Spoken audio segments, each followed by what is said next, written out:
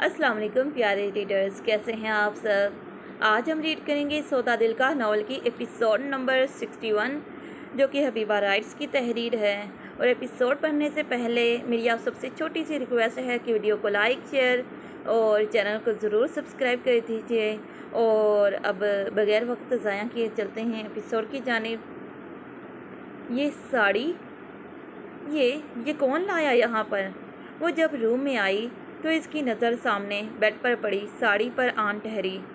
Bed के करीब पहुंचकर इसने साड़ी को उठाया और कुछ जांचती परखती हुई नज़रों से इस सुर्ख रंग की साड़ी को देखने लगी। साड़ी सुर्ख रंग की थी, जिसके दामन पर कीमती सफ़ेद मोतियों का काम किया हुआ था।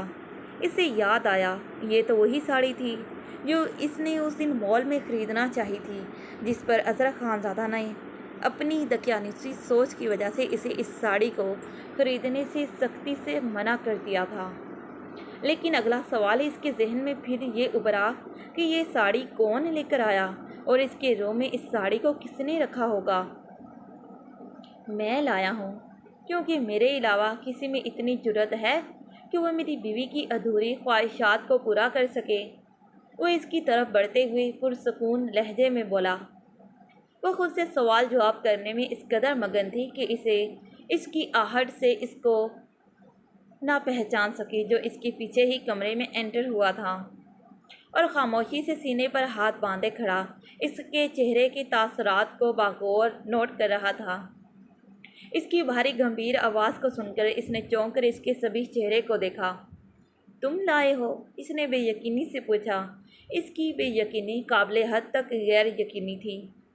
ये साड़ी आखिर को मेरी बीवी को इतनी पसंद जो आई थी, तो इसकी पसंद को ठुकराने की हिम्मत भला मुझ जैसा नाचीज़ शख्स कर सकता था। इसके हाथों में पकड़ी साड़ी को देखकर इसने इसकी सरापे को सिताइशी नज़रों से देखते कहा। ओह! इसकी बात को समझती वो होंठों को गोल शक्ल बनाते बोली। मेरी पसंद की तुम्हें अगर इतनी ही परवाह थी तो उस वक्त मुझे इस साड़ी को क्यों नहीं खरीदने दिया? जवाब तो मुझे इस दिन तो बड़ा पारसा बन रहे थे। मुझे अभी भी तुम्हारे वो वर्ड्स याद हैं। क्या कह रहे थे तुम मुझे उस दिन? के बात साड़ी की नहीं है मिसेस अज़र खानज़ादा, बात मेरी गैरत की है। मैं तुम्हें जनरली सबके बीच इतनी बोल्ड साड़ी पहनने की इजाज़त हरगिज़ नहीं दूंगा। अब कहाँ गई तुम्हारी वो सो कोल्ड गैरत? बेच तो नहीं आए हो कहीं? उंगली को स्टाइल से थोड़ी पर जमाते शायना इसकी नकल उतारती तंजन बोली। इसने अज़र खानज़ादा की बादामी रंग आंखों में झांकते किसी रट्टू तोते की तरह बोलते इसके लफ्ज़ों को इसके मुंह पर दे मारा, जिस पर तपने की बजाय वो पुरसुकून होकर हाथों को सीने पर बांधते गहरा मुस्कराया। हाँ, मैं अभी भी इस बात पर कायम हूँ, लेकिन शायद तुमने उस दिन की कही हुई मेरी बात को मुकम्मल नहीं दोहराया, बल्कि अधूरा छोड़ दिया है डार्लिंग। मैंने उस दिन ये भी कहा था कि अगर तुम इस कमरे की चार दीवारी में मुझे खुश करने की खातिर इस साड़ी को मेरे लिए पहनना चाहो, तो मैं तुम्हें अभी इसे खरीदने की इजाज़त दे सकता हूँ। इसने इसकी चमकती सियाह रंग आँखों को जताती नज़रों से देखा और फिर सुकून से कहते हुए एक मरतबा फिर इसका सुकून गार्त कर गया था। इसकी बात पर वह जैसे नाक से मक्खी उड़ाते हुए तुम्हारा दिलकश सरापा वैसे तो हर एंगल से चाहे जाने के लायक है बीवी, लेकिन मैं चाहता हूँ तुम इस साड़ी को मेरे लिए पहनो। मैं देखना चाहता हूँ इस साड़ी में तुम्हारा दिलकश सरापा मुझ पर क्या सितम ढाता है। इसकी मनमोहनी सूरत को वह नर्म निगाहों से देखते बोला। बाहर कुछ और बंद कमरे में कुछ और, तो वह तुम पर और तुम्हारी दोहरी शख्सियत पर अज़र खानज़ादा वो शॉर्ट ब्लाउज़ और नेट वाली साड़ी को मखमल के कालीन पर बेदर्दी से पटकते बोली। बीवी, खुद के साथ उतनी ही ज़्यादती करो जितनी कि तुम्हारी नाजुक जान बात में बर्दाश्त कर सके। जितनी तमीज़ से तुमने इस साड़ी को नीचे फेंका है ना, अब उतनी ही शराफत से इसे उठाकर पहन कर आओ, वगैरह तुम्हारे इस चांद जैसे बदन को इस साड़ी की जीनत बनाने में मुझे ज़्यादा वक्त नहीं लगेगा। वो कालीन पर पड़ी साड़ी को तंद रवि से देखते सर्दपन से बोला। इसके लहजे के सर्दपन पर वो अपने बालों को सख्ती से नोचते कराही और इससे पहले कि वो नीचे झुककर कालीन पर पड़ी साड़ी को उठाता, इसने लपक कर साड़ी को उठा लिया। मैं पहन कर आती हूँ, वो जहरखुंद लहजे में दांतों को पीसते घुराई। گڈ، اس کے مان جانے پر مقابل نے اس کے فیصلے کو زیر لب سراہا، جبکہ وہ اس پر ایک شعلہ بار نگاہ ڈالے ڈریسنگ روم میں بند ہو گئی۔ کچھ منٹوں بعد جب وہ ساڑی پہن کر باہر نکلی تو ایک پل کے لیے وہ اس کے حسین آتش فشاں حسن کو دیکھ کے ہی دنگ رہ گیا۔ اس کا چہرہ کسی بھی مصنوعی میک اپ کی لالی سے بے نیاز تھا، لیکن اس کے باوجود اس کا خوبصورت دودیا چہرہ حیا کی لالی سے سرخ و گلنار ہو رہا تھا۔ اس کے نشہ طراز منموہنے بدن کو دیکھ اس پر نشہ سوار ہونے لگا۔ وہ مدہوشی سے جلتا ہوا اس کے قریب آیا اور اس کی پتلی کمر میں ہاتھ ڈال کر ایک جھٹکے سے اسے اپنے ساتھ لگایا جس پر وہ اس کے کشادہ سینے کا حصہ بنی تھی۔ اس کے اس ایکٹ پر شانیہ کے نرم و ملائم ہونٹوں نے اس کی شرٹ میں سے جھانکتے کشادہ سینے کو ٹچ کیا، جس پر اس نے اس کے سینے پر ہاتھوں کا دباؤ بڑھاتے اسے فاصلہ بنانا چاہا۔ اس کے فاصلہ بنانے کی تگ و دود پر اس نے اس کی کمر پر گرفت کو مضبوط کرتے خود میں مزید اس قدر بھیج لیا کہ شانیہ افتخار خان کو اس کی حرکت پر اپنی پسلیاں ٹوٹتی ہوئی محسوس ہوئیں۔ درد سے سسکتے ہوئے اس نے بوجھل نظروں سے اس ستم گر کی نظروں میں دیکھا، جس کی بادامی رنگ آنکھیں اس کی قربت کے خمار سے سرخ ہو رہی تھیں۔ اس کے دیکھنے پر اظہر خانزادہ گہرا مسکرایا اور پھر اس کی کمر سے ہاتھ نکال کر وہ اس کے سفید مومی ہاتھ کو تھام کر چلنے لگا، جبکہ وہ کسی روبوٹ کی مانند اس کے قدم ہولی۔ Dear wifey, looking so beautiful, اور اس بیوٹی کو پورے حق سے سراہنے کے لیے میں نے یہ سرپرائز پلان کیا تھا۔ کمرے کے ساتھ ملحقہ ٹیرس کا دروازہ کھول کر وہ اسے ٹیرس پر لے آیا۔ اس کے ہاتھ کو یوں ہی اپنی نرم گرفت میں لیے اس نے اس کے کان کی لو کے پاس جھک کر سرگوشی کی اور شائنہ نے نظریں اٹھا کر ٹیرس کا جائزہ لیا، جو آج گولڈن شیڈ کی لائٹنگ سے جگمگا رہا تھا۔ ٹیرس کے وسط میں ایک بیڈ پڑا تھا جس کی سفید چادر پر گلاب کی سرخ پتیوں سے بڑی خوبصورتی سے ہارٹ بنا کر اے اور ایس لکھا ہوا تھا۔ بیڈ کے چاروں اطراف کو سفید باریک سے جالی دار پردوں سے کور کیا ہوا تھا اور ان کے ساتھ لڑکی گولڈن شیڈ کی چھوٹی چھوٹی برقی کیمکو بتیوں کی لڑیاں جلتی بجھتی۔ بیڈ کے قریب ایک درمیانے سائز کا ایک ٹیبل پڑا تھا، جس کو گلاب کی گہری لال سرخ پتیوں سے خوبصورتی سے سجا کر اس پر رکھا ہوا ریڈ اور وائٹ کمبینیشن کا کیک، جس پر چھوٹے حروف میں انگلش میں ویلکم بیبی لکھا ہوا تھا، اور ساتھ میں ٹیرس کے کھلے آسمان تلے رات کی سیاہی میں بادلوں کی اوٹ میں اٹکھیلیاں کرتے ہوئے 14ویں کا چاند ماحول کو کافی سحر انگیز اور رومانوی حد تک خوابناک بنا رہا تھا۔ وہ دھیمی سی چال چلتا شائنہ کو اس طرف لے آیا۔ بیڈ کے قریب پڑے ٹیبل کی سائڈ پر بیٹھتے اس نے شائنہ کو اپنے بے حد قریب بٹھا لیا۔ اس نے ایک ہاتھ اس کی کمر میں ڈالتے اس نے اپنے موجود برقرار ذرا سے فاصلے کو ختم کر دیا، جبکہ دوسرے ہاتھ سے اس کے ہاتھ کو تھام کر اس نے ٹیبل کے ساتھ پڑے نائف کو اٹھایا اور کیک کو کٹ کرنے لگا۔ بیوٹیفل گفٹ کے لیے beautiful surprise only for you dear wifey. اس کے نرم و ملائم خوبصورت ہونٹوں کے ساتھ کیک کے ٹکڑے کو لگاتے اس نے نرمی سے کہا اور نظروں میں میٹھی سی التجا لیے اس نے شائنہ کو کھانے کے لیے انسسٹ کرنا چاہا، جبکہ شائنہ گمسم سی اس تمام پیریڈ میں اس کی ان تمام کارروائیوں کو خاموشی سے دیکھتی رہی۔ اس نے خاموش نظروں سے پہلے اپنے لبوں کے کنارے پر موجود کیک کو دیکھا اور پھر اس کی بادامی رنگ آنکھوں میں دیکھا، جانے یہ اس کی بادامی رنگ نظروں کی کشش تھی یا پھر اس کی خوبصورت بادامی رنگ آنکھوں میں جھانکتی التجا، جس پر اس نے خاموشی سے کیک کی ذرا سی بائٹ لے لی۔ That's like my good girl, وہ جوش سے بولا۔ اس کے بائٹ لینے پر وہ خوش ہوا اور اسی خوشی میں اس نے کیک کا بچا ہوا ٹکڑا اپنے منہ میں ڈال لیا۔ ڈیئر وائفی، اتنی خاموش کیوں ہو آج؟ کچھ کہو گی نہیں؟ اس کے لبوں پر انگوٹھے کو پھیرتے ہوئے اس کی گہری سیاہ آنکھوں میں دیکھتے گمبھیر لہجے میں بولا، کیا کہوں؟ جواباً اس نے ناسمجھی سے اس سے سوال کیا۔ اس پیریڈ کے دوران ہی میں وہ پہلی بار اس سے ہم کلام ہوئی تھی۔ کچھ بھی کہو، غصہ، نفرت یا پھر کوئی گہرا طنز ہی کر لو مجھ پر، لیکن یوں خاموش نہ بیٹھو۔ وہ اس کے چہرے کی پرکشش تیکھے نقوش کو دیکھتے بولا، تمہیں تو میرا شکریہ ادا کرتے نہیں تھکنا چاہیے کہ میں تمہاری ان زبردستی کی من مرضیوں کو خاموشی سے برداشت کر رہی ہوں، الٹا تم مجھ سے شکوہ کر رہے ہو۔ آخر میرا خاموش رہنا تمہیں اتنا کیوں چبھ رہا ہے؟ اس کے شکوے پر شائنہ نے طنزیہ مسکراہٹ سے اس پر گہرے طنز کا وار کیا اور طنزاً مسکرائی۔ اس کے طنزیہ انداز پر وہ بڑی گہرائی سے مسکرایا۔ اس کی خاموشی پر جہاں اس کا دل بے چین ہو رہا تھا، وہیں اس کے بوجھل اداس چہرے پر مسکراہٹ کو دیکھتے خوش ہو گیا۔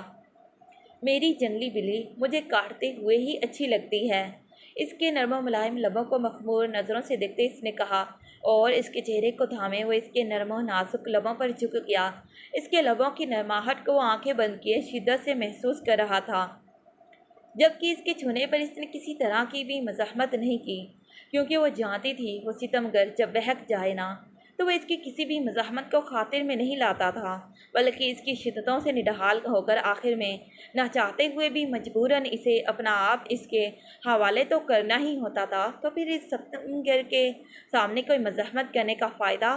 اور ویسے بھی وہ حق رکھتا تھا اس پر، اس کی من مرضیوں کو نہ چاہتے ہوئے بھی برداشت کرنا اس پر فرض تھا۔ اس لیے اس نے اس کی بد آنکھوں کو دیکھتے تلخی سے سوچا، اور پھر آنکھیں بند کرتے وہ اس کی اپنے پور پر شدتوں کو محسوس کرنے لگی۔ اس کے نازک مخمل کے بدن کو چھوتے ہی اس پر مدہوشی طاری ہونا شروع ہو گئی۔ اس کے کومل نرم و ملائم لبوں کے جام کو پینے کے بعد وہ اس کی تھوڑی پر لب رکھتے اس کی گردن تکایا اور وہاں جا بجا۔ اپنی شدتوں کے سرخ پھول کھلانے کے بعد اس کی بے باک ہاتھ کی حرکت نے اس کی ساڑی کے پلوں کو ہٹاتے اس کی دل کی دھڑکنوں کو بے باکی سے چھوا تھا۔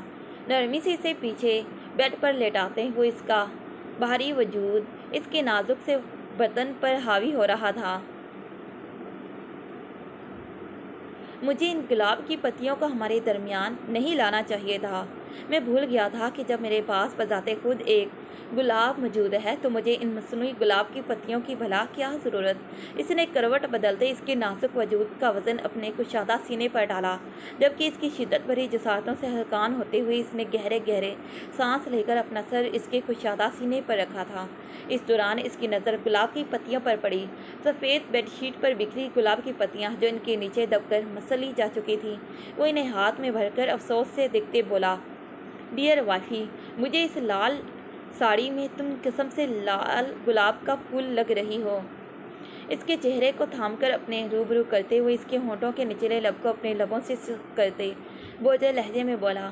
اس کی شدت بھری جسارتوں سے شائنہ کا خوبصورت دودیا سفید چہرہ تپش چھوڑنے لگا۔ اس نے اچانک ایک بار پھر سے کروٹ بدلی، جس سے ایک بار پھر اس کا نازک وجود اس کے نیچے دب گیا۔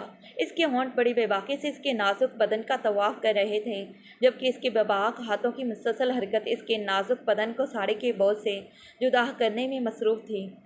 ساڑی کو اس کے نازک بدن سے جدا کرنے کے بعد اس کی ساڑی میں سے جھانکتا اس کا دودیا گداز بدن اس کے چھونے پر رفتہ رفتہ بکھر رہا تھا۔ ان کے ملن پر چاند بھی شرما کر بادلوں کی اوٹ میں چھپ گیا تھا۔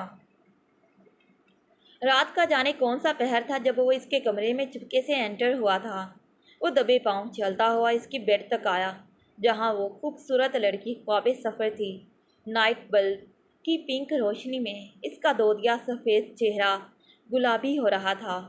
اسے گہری نیند میں دیکھ کر وہ گہرا مسکرایا، جس سے اس کے بائیں گال پر پڑتے گڈھے نے اپنی ہلکی سی جھلک دکھائی اور پھر غائب ہو کر اس کی بیڈ میں چھپ گیا۔ بہت پیار کرتا ہوں میں تم سے، اس نے انائزہ خانزادہ کی طرح اپنے انابی ہونٹوں کو اس کے کان کی لو سے ہلکے سے مس کیا اور اسی ایک جملے کو دہرایا جو وہ کئی برسوں سے اس کے منہ سے سنتا چلا آ رہا تھا۔ اس کی سرگوشی پر وہ نیند میں ہی بے چین ہو اٹھی۔ سب سے بڑھ کر اس کے لمس پر قسم سا کر اس نے جب کروٹ بدلنا چاہی تو خود پر جھکے کسی کی موجودگی کو محسوس کر کے اس نے اپنی بھورے نینوں کو پٹ سے کھولا۔ آنکھیں کھلنے پر جو چہرہ اسے اپنے سامنے دکھائی دیا، اس چہرے کو دیکھتے اس کی بھوری کانچ سی آنکھوں میں ناپسندیدگی کے ساتھ ساتھ غصہ در آیا۔ کیا بدتمیزی ہے یہ؟ ابھی کیا کر رہے تھے تم یہاں؟ ہاں بتاؤ مجھے، کیا میرے نیند میں ہونے کا فائدہ اٹھا رہے تھے تم؟ وہ تند روی سے اس پر چلائی۔ ریلیکس مائی بیوٹی کوئین، زیادہ کچھ نہیں کیا میں نے، بس تمہارے ان نرم ہونٹوں کو اپنے ہونٹوں سے چھو کر لپ سنک کس کیسے کرتے ہیں اس کی ٹریننگ لے رہا تھا۔ آخر کو تم مجھے اتنی کلاسز دے کر تک جو چکی ہو، اسی لیے تو تم اب میرے قریب نہ آتی ہو اور نہ ہی مجھے آنے دے رہی ہو۔ تو اب میں نے سوچا کہ کیوں نہ اب میں ہی تم پر اچھے بچوں کی طرح لپ سنک کس کی پریکٹس کرنا سٹارٹ کر دوں۔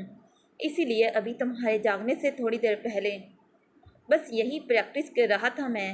اس کے لبوں پر انگوٹھے کو مسلتے وہ شرارت سے آنکھ کا کونا دباتے بے باکی سے بولا، شٹ اپ، نکلو یہاں سے۔ اس کی بات پر غصے سے آگ بگولا ہوتے انائزہ نے پورا زور لگا کر اسے خود پر سے دور ڈھکیلا اور جلدی سے بیڈ کی دوسری سائڈ پر سرک کر بیڈ سے نیچے اتر گئی۔ ارے کسی تیکھی مرچ کی طرح لال پیلی کیوں ہو رہی ہو؟ انو، وہ تم ہی تھی جو مجھ سے کہتی تھی کہ ذرا سا میرے قریب رہا کرو تاکہ تمہیں ابھی سے پریکٹس ہو جائے میرے قریب آنے کی، ورنہ بعد میں مجھ پر رومانس جھاڑتے وقت تمہیں خود کو ہی پرابلم ہوگی، اور اب جب کہ میں تمہارے کہے پر عمل کر رہا ہوں تو تم اب یوں مجھ سے دور جاؤ گی۔ اس کی خوبصورت چہرے سبھی کو وہ غصے کی شدت سے لال ہو رہا تھا۔ اس کو دیکھتے وہ شرارت سے پر لہجے میں بولا، وہ کافی دیر پہلے کی کہی ہوئی اس کی بات کو اس پر دہرا رہا تھا۔ حیرت کی بات ہی عارض خانزادہ انائزہ خانزادہ کے ساتھ بے باک ہو رہا تھا، جو ہمیشہ اس کے وجود اور اس کی پرچھائی تک سے بھی دور بھاگا کرتا تھا۔ کل تک کو جو وہ اس کی ایک نگاہ التفات کی منتظر تھی، کافی حیرانگی کی بات ہے کہ آج وہ اس کی ایک نگاہ التفات کے لیے تڑپ رہا تھا، کیونکہ عارض خانزادہ آج اپنی تمام تر مجبوریوں اور پریشانیوں سے لڑ کر اس کے قریب پہنچا تھا، جن کی بنا کو بنیاد بنا کر اس نے انائزہ خانزادہ سے ہمیشہ دوریاں بنائی رکھیں۔ آج جب وہ ان تمام کی تمام اپنی مجبوریوں اور پریشانیوں کو ختم کر چکا تھا تو یہی وجوہات اسے اب انائزہ خانزادہ سے دور لے گئی تھیں۔ انائزہ، اس نے اسے پکارتے اس کی طرف بڑھنا چاہا۔ وہیں رک جاؤ مسٹر رئیس خانزادہ، ورنہ میرے ہاتھوں سے بے موت قتل ہو جاؤ گے۔ وہ اس کے اپنی طرف بڑھتے بھاری قدموں کو دیکھ چلا کر بولی، انو لسن، میری بات سنو۔ اس نے آگے بڑھ کر اپنی صفائی میں کچھ کہنا چاہا جب وہ نفی میں سر ہلاتی اس کی طرف بڑھی۔ یہ مت کہنا کہ تم مجبور تھے، تم مجبور نہیں تھے، کیونکہ رئیس خانزادہ تم مجبور نہیں ہو سکتے۔ تم نے صرف میرا استحصال کرنا چاہا، جو تم نے جی بھر کر میرا کیا۔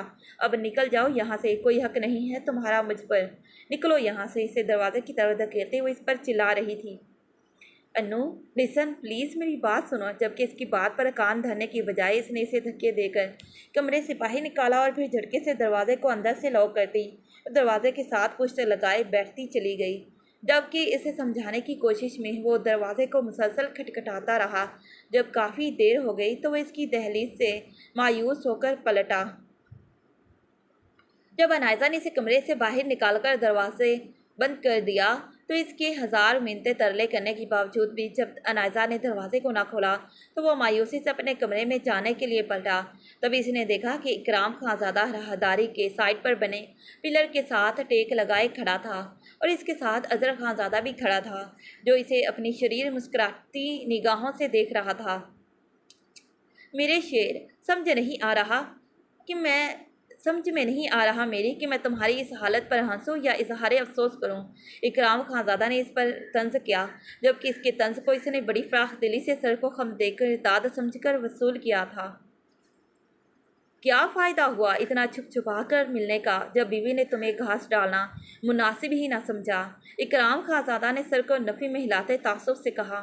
اکرام، مجھے لگتا ہے کہ اس کی بیوی نے اسے سوکھی گھاس ڈالی ہوگی جو شاید اسے پسند نہیں آئی، اسی لیے تو اسے دھکے دے کر کمرے سے باہر نکال دیا۔ بہت دکھ ہوا دیکھ کر۔ اس کے ساتھ کھڑے اظہر خانزادہ نے اکرام کی گفتگو میں باقاعدہ حصہ ڈالتے تعصب سے کہا۔ اس کی حالت کو دیکھتے اس کے بعد ان دونوں کا جاندار کہکا بے اختیار تھا۔ بھائیو، مجھے تو چلو اس نے سوکھی گھاس ڈال دی ہوگی، مگر آپ اپنی بتائیے، آپ کی بیوی تو آپ کو وہ بھی ڈالنے کو تیار نہیں۔ اس نے شائنہ کے حوالے سے اس پر گہرا طنز کیا۔ جانتا تھا شائنہ افتخار خان اس کے سڑیل بھائیوں سے بنتی جو نہیں تھی، جس پر اظہر خانزادہ کی چلتی زبان کو بروقت بریک لگے۔ اب خاموش کیوں ہیں بھائیو؟ اپنی باری آنے پر سانپ سونگھ گیا ہے کیا آپ کو؟ اس کے خاموش رہنے پر عارض خانزادہ نے اس پر چوٹ کرتے بولا، ابے چپ کر سالے۔ اسے اپنی بادامی نظروں سے گھورتے ہوئے خفگی سے بولا، ارے اظہر بھائیو، آپ تو غصہ کر گئے۔ مان لیجیے سب بیویاں ایک جیسی ہوتی ہیں۔ آج میری باری ہے تو ہو سکتا ہے کل آپ کی ہو، یا پھر ہمارے علاوہ کسی اور کی بھی ہو سکتی ہے، اسی لیے اب اس ٹاپک پر نو کنٹروورسی۔ اس کے خائف چہرے سے ہنس اٹھاتے اور پھر اکرام کی तरफ शरारती नज़रों से देखते हुए इन्हें अक्लमंदाना अंदाज में मशवरा देते बोला। फिर अपनी बात के इख्तिताम पर वो अपनी मुस्कुराहट को दबाए बारी बारी इन दोनों के चेहरों के एक्सप्रेशन को चेक करने लगा। बहस छोड़ो यार, बेसमेंट में चलो, वहाँ चलकर स्नूकर गेम लगाते हैं। इकराम खानज़ादा बात बदलते बोला। इस ख्याल के तहत इसे झुरझुरी आई कि अगर इसकी बीवी से इन दोनों कमबख्तों के सामने यूँ कमरे से बाहर निकाल दे तो ये कमबख्त इसकी बची कुची इज्जत को खाक में मिलाकर ही दम देंगे। हाँ यार, इसके हाथ पर हाथ मारते अजहर खानज़ादा ने भी इसकी तायद की। नहीं, मैं तो नहीं खेल रहा, मुझे नींद आ रही है, मैं तो सोने चला। वो मुंह पर हाथ रखकर मसनूई जमाई लेते बोला। जानता जो था अगर वो इनके साथ चला गया तो वो तमाम वक्त इसे यूं ही तंग करते रहेंगे। अभी थोड़ी देर पहले जो कांड करने के लिए तुम गए थे, अगर इसमें कामयाब हो जाते तभी तुम नींद का बहाना करते। इकराम खानज़ादा ने इसके कान को मरोड़ते कहा। आह भैया, कुछ तो खुदा का खौफ करें। आप जिसके बारे में बात कर रहे हैं वो आपकी भी कुछ लगती है। अपने कान को सहलाते इसने इकराम खानज़ादा को शर्मिंदा करना चाहा। हमें खौफ किस बात का? जिसने किया खौफ उसके फूटे करम। वो अजहर खानज़ादा की तरफ देखते शरारत से आंख दबा कर बोला। भैया, आई थिंक मुझे 1 2 3। इसने दिल में गिनती की और पीछे को स्टेप लेते भागना चाहा, जब इकराम ने पीछे से इसकी गर्दन को अपने मजबूत शिकंजे में ले लिया। मेरे शेर किधर? हमें चकमा देने की कोशिश कर रहे थे, जो अपने दुश्मनों को धूल चटा देते हैं।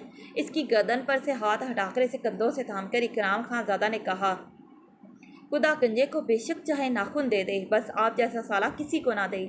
इकराम खानज़ादा के दबोचने पर वह कस कर बोला। हाँ, सही पहचाना तुमने, हम जैसे साले भी किस्मत वालों को ही मिला करते हैं। इकराम खानज़ादा इसकी बात की तसहीह करते बोला। देख लूँगा मैं आप लोगों को भैया, वो वार्निंग देते बोला। हाँ, अच्छे से देख लेना, फ़िलहाल अभी तुम हमारे साथ चल रहे हो। और फिर इसकी जली कटी बातों पर वो दोनों कहके लगाते इसे बाजुओं पर उठाकर राहदारी से नीचे को जाती बेसमेंट की सीढ़ियों की जानिब बढ़ गए। जारी है। तो प्यारे रीडर्स, कैसी लगी आप सबको सौदा दिल का के नॉवल की एपिसोड?